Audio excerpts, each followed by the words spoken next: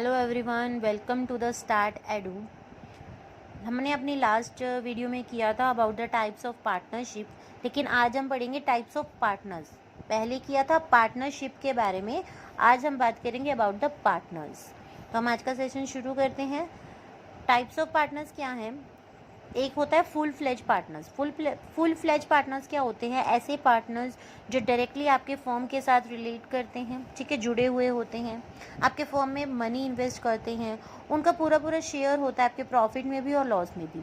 ऐसे जो पार्टनर्स होते हैं हम उनको बोलते हैं फुल फ्लेज पार्टनर्स।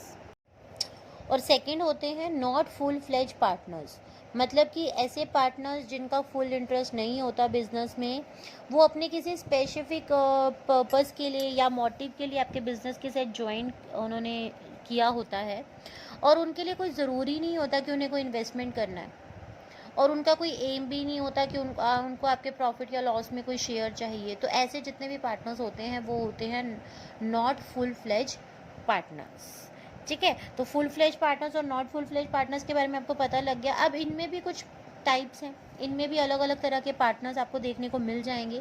तो वो क्या है? सबसे पहले हम पढ़ेंगे about the full fledge partners. Full fledge partners में सबसे पहला पार्टनर आता है एक्टिव पार्टनर्स। एक्टिव पार्टनर्स क्या होते हैं? जो एक्टिवली पार्टिसिपेट करते हैं आपके बिजनेस के एडमिनिस्ट्रेशन में, उसके वर्क में, सारे कामकाज में जो है एक्टिवली पार्टिसिपेट करते हैं, पूरा उनका ध्यान होता है।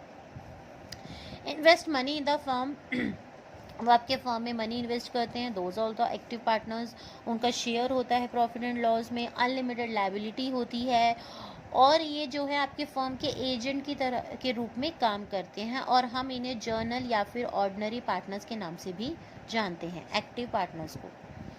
सेकेंड है हमारे स्लीपिंग, या फिर हम इनको कह सकते हैं डॉर्मेंट पार्टनर्स। स्लीपिंग और डॉर्मेंट पार्टनर्स ये क्या होते हैं? जिनका एक्टिव पार्टिसिपेशन नहीं होता। स्लीपिंग मतलब यहाँ पर ऐसा नहीं है कि ये सोते रहते हैं, यहाँ पे इसका मतलब है कि उनका पार्टिसिपेशन एक्टिव नहीं होता, मतलब कि वो इतना ज़्यादा ज़रूरी नहीं होता उनका पार्टिसिपेट करना। हाँ, लेकिन वो मनी भी इन्वेस्ट करते हैं, शेयर भी होता है उनका प्रॉफिट और लॉस में, और अनलिमिटेड लायबिलिटी भी होती है, बस पार्टिसिपेशन नहीं होता आपके एडमिनिस्ट्रेशन वर्क में। तो वो होते हैं आपके स्लीपिंग और डॉर्मेंट पार्टनर्स। थर्ड टाइप के पार्टनर्स हैं आपके सीक्रेट पार्टनर। जैसे कि नेम से सजेस्ट हो रहा है, सीक्रेट होते हैं, जिनका जो रिलेशन होता है फर्म के साथ वो किसी को भी पता नहीं होता, आपके जनरल पब्लिक को नहीं पता होता है कि ये आपकी कंपनी के पार्टनर हैं, बट ये कैपिटल भी इन्वेस्ट करते हैं, अनलिमिटेड लायबिलिटी भी होती है, शेयर भी होता है प्रॉफिट लॉस में, और मैनेजमेंट में भी टेक पार्ट करते हैं। तो ये हैं कुछ 3 टाइप्स के आपके full fledge partners, that is active partners, sleeping partners, secret partner. इनमें थोड़ा डिफरेंस है। देखो सिमिलैरिटीज़ क्या है, पहले हम बात करते हैं। सिमिलैरिटीज़ हैं इसमें, तीनों के तीनों कैपिटल इन्वेस्ट करते हैं, तीनों की अनलिमिटेड लायबिलिटी होती है, तीनों ही प्रॉफिट और लॉस शेयर करते हैं, ठीक है। लेकिन इनमें फ़र्क क्या है? जो एक्टिव पार्टनर्स हैं वो एक्टिवली पार्टिसिपेट करते हैं, सीक्रेट पार्टनर्स भी एक्टिवली पार्टिसिपेट करते हैं, लेकिन इनके बारे में जनरल पब्लिक को नहीं पता होता। और जो स्लीपिंग पार्टनर्स होते हैं इनका एक्टिव पार्टिसिपेशन नहीं होता। बस इतना सा ही डिफरेंस है इसमें, ठीक है। सिमिलैरिटीज़ इनमें ज़्यादा हैं, लेकिन डिफरेंस सिर्फ इनका एक है, जिसकी वजह से इनके नाम चेंज हो गए हैं। Talking about the not full fledge partners. Not full fledge partners भी आपके 3 या 4 टाइप्स के होते हैं, जिनमें सबसे पहला पार्टनर है आपका नॉमिनल पार्टनर्स। नॉमिनल पार्टनर्स क्या होते हैं? ये कभी भी मनी इन्वेस्ट नहीं करते, इनका कोई भी शेयर नहीं होता आपके प्रॉफिट और लॉस में, और आपके एडमिनिस्ट्रेशन वर्क में भी इनका कोई रोल नहीं होता। तो फिर फर्म्स ऐसे पार्टनर्स बनाती क्यों हैं? Firms make them partners to gain from their personal goodwill. मतलब जब वो कुछ काम ही नहीं कर रहे हैं, मनी भी इन्वेस्ट नहीं कर रहे हैं, प्रॉफिट लॉस भी नहीं है, कोई रोल भी नहीं है उनका एडमिनिस्ट्रेशन में, तो पार्टनर्स क्यों हैं वो फर्म के? पार्टनर्स इसलिए हैं क्योंकि उनकी पर्सनल अपनी कोई गुडविल है जिसका इस्तेमाल फर्म अपने फ़ायदे के लिए करने वाली है, इसलिए सिर्फ उन्हें नाम के लिए जो है वो पार्टनर्स बनाते हैं। तो ऐसे पार्टनर्स होते हैं नॉमिनल पार्टनर्स। जैसे कि एक फादर है, ठीक है, एक अपने सन के बिजनेस में ही जाके बैठ जाते हैं, ठीक है, मतलब या फिर आप कहते हैं उनको संभालने लग जाते हैं अपने बेटे के बिजनेस को, ठीक है। तो उनका देखो कोई पैसा इन्वेस्ट नहीं करते, उनका कोई शेयर भी नहीं होता, वो जस्ट अपने सन की हेल्प कर रहे होते हैं।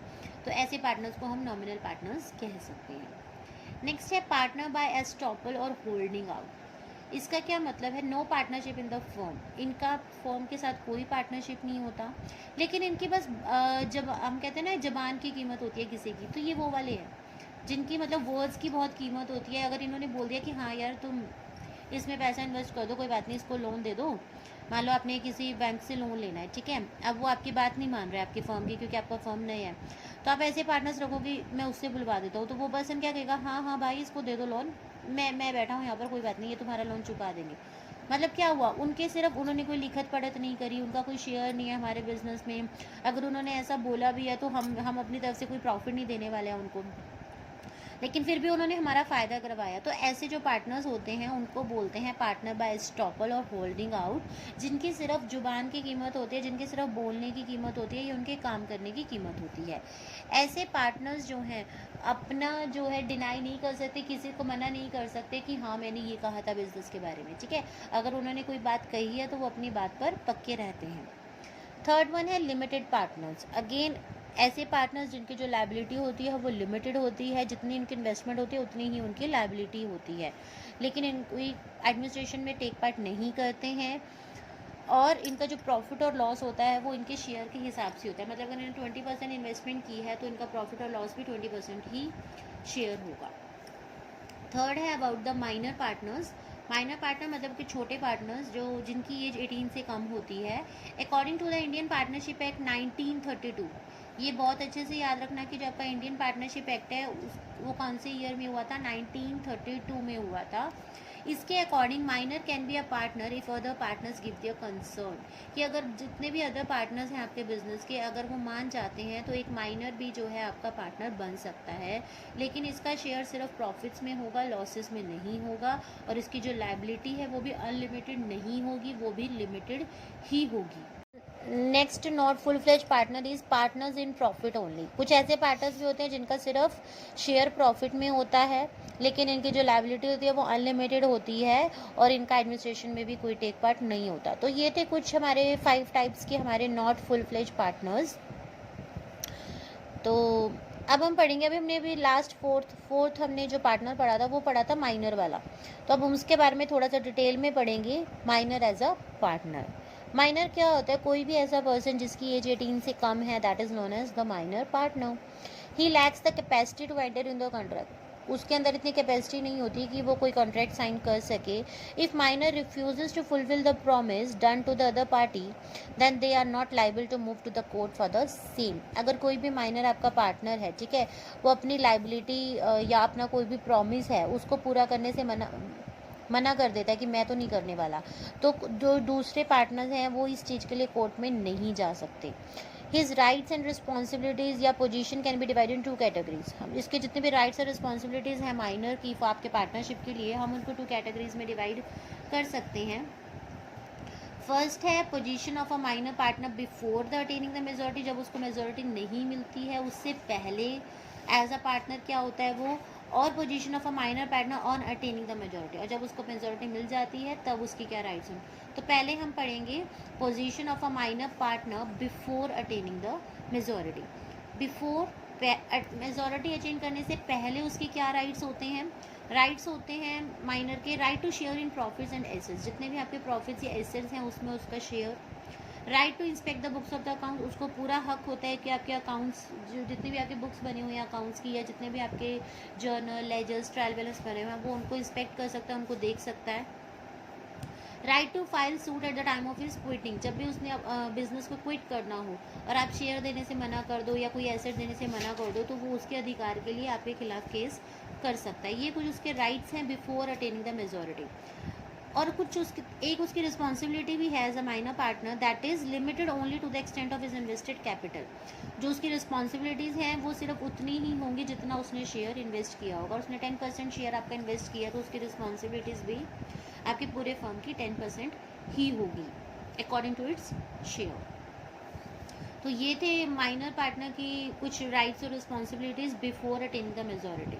अब हम पढ़ेंगे minor partner after attaining the majority. सबसे पहले तो notice to remain a partner और notice to be produce within the 6 months of his attaining majority. जब भी वो मेजॉरिटी अटेन कर लेता है, बड़ा हो जाता है, 18 क्रॉस कर लेता है, तो उसके 6 महीने के अंदर अंदर ही उसको सबसे पहले एक नोटिस जारी करना पड़ता है कि वो अब आगे पार्टनर बना रहेगा या नहीं। सेलेक्ट करता है कि वो पार्टनर बना रहेगा तो उसकी क्या राइट्स रिस्पॉन्सिबिलिटीज़ होंगे, और अगर वो सोचेगा कि वो पार्टनर नहीं बनना चाहता, तो उसकी क्या राइट्स रिस्पॉन्सिबिलिटीज़ होंगे। तो सबसे पहले पढ़ेंगे when he elects to remain a partner. जब वो इलेक्ट करेगा कि हाँ मैं पार्टनर रहूँगा, उस केस में उसकी जो लायबिलिटीज़ होंगी वो अनलिमिटेड हो जाएंगी, उसको लॉसेस में भी शेयर करना पड़ेगा, and he will be responsible for the acts of the firm made during his tenure of minority with retrospective effect। मतलब कि और वो अब पार्टनर बन चुका है तो वो रिस्पॉन्सिबल होगा, जितने भी फर्म में कोई भी काम होगा उसके मेजॉरिटी अटेन करने से पहले या उसके बाद, तो वो सभी चीज़ों के लिए वो भी इक्वली लायबल होगा जितने की बाकी partners after attaining the majority. ये तो था कि जब वो ठान लेता है कि हाँ मुझे पार्टनर अभी भी बने रहना है। अगर वो कह दे कि मुझे पार्टनर नहीं बनना, उस केस में उस केस में भी उसके कुछ राइट्स और रिस्पॉन्सिबिलिटीज़ रह जाते हैं जो उसको मिलेंगे, और उसके बाद वो उस पार्टनरशिप से कट डाउन हो जाएगा। तो वो क्या है, when he elects not to remain a partner, जब वो चुन लेता है कि मुझसे पार्टनर नहीं बनना। His rights and responsibilities will be of a minor till the date of the public notice। जब तक इसको पब्लिक नोटिस नहीं मिल जाता, जब तक कि वो पब्लिक नोटिस इशू नहीं कर देता कि वो पार्टनर रहेगा या नहीं, तब तक उसकी जो राइट्स और रिस्पॉन्सिबिलिटीज़ हैं वो एज अ माइनर की तरह ही रहेंगी। जो उसकी माइनर पार्टनर होने पर थी वही राइट्स और रिस्पॉन्सिबिलिटीज़ उसकी सेम रहेंगी। He will not be responsible of any act, वो किसी भी एक्ट को लेकर रिस्पॉन्सिबल नहीं होगा। Right to file a suit for demanding a share in the assets and the profit, और वो अभी भी जो है केस कर सकता है आपके खिलाफ अपने प्रॉफिट या एसेट्स को पाने के लिए आपसे, अगर आप इग्नोर करते हो तो this is all about the minor partner के बारे में है। अगर आप एज अ माइनर किसी पार्टनरशिप के पार्टनर बनना चाहते हो तो आपको इन सब बातों का पता होना चाहिए। So this is all about our today session. I hope आपको अच्छा लगा होगा। So please like, share and subscribe my channel. Thank you, bye.